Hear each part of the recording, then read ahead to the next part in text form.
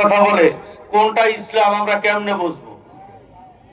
ভাইরা আমার, তাদের ইসলাম আর আমাদের ইসলামের মধ্যে একটা পার্থক্য আছে। পীর সাহেব চরমনাই ঘরে বাইরে প্রকাশে সব জায়গায় বলে আমি ক্ষমতায় গেলে ইসলাম অনুযায়ী রাষ্ট্র চালাবো, কিন্তু তারা মুসলমানদের ময়দানে বলে ইসলাম চাই, কিন্তু যখন আমেরিকার সাথে বসে তখন বলে আমরা ইসলাম চাই না। যখন ভারতের সাথে বসে গোপনে তখন বলে আমরা শরিয়া অনুযায়ী দেশ চালাবো না। তো যারা এখানে মুসলমানদের সাথে এক কথা, বিধর্মীদের সাথে আর এক কথা, এটাকে মুমিনের চরিত্র না মুনাফিকের চরিত্র? ধোঁকাবাজি না অন্য কিছু? ইসলাম কখনো ধোঁকাবাজিকে আশ্রয় দেয় না। এবার আবার অনেকে বলে যে বিদেশিদের কাছে বলছে যে আমরা শরিয়াত চাই না, শরিয়া কি একদিনের মধ্যেই পালন করা যায়? একদিনেই কি দেশের আইন পাল্টাইতে পারবেন?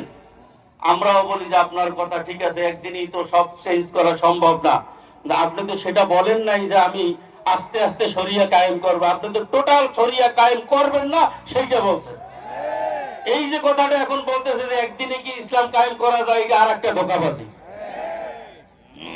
এই ধোঁকাবাজদেরকে চিনতে হবে। বলতে পারেন হুজুর ধোঁকাবাজি বুঝলেন কেমনে? সহজে বুঝবেন।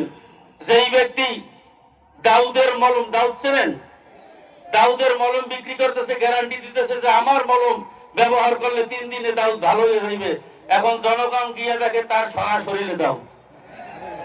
এই ব্যক্তির ঔষধ কেউ কিনবে? কোন সচেতন মানুষ কিনবে? কারণ সে তার ঔষধ যে ধোঁকাবাজির ঔষধ সেটা তার শরীরে প্রমাণ আছে। আপনি ইসলাম কায়েম করবেন কিনা এটা তো আপনার শরীরেই প্রমাণ আছে। শরীরে সুন্নাত নাই, মুখে সুন্নাত নাই, কথা ঠিক না ঠিক? যারা ফরজকে মানে না, যারা ফরজকে তাচ্ছিল্য করে, যারা পর্দার বিধানকে তুচ্ছ তাচ্ছিল্য করে, তাদের দ্বারা আর যাই হোক ইসলাম হইতে পারে। আল্লাহ আমাদেরকে সঠিক বুঝ দান করুক। আমার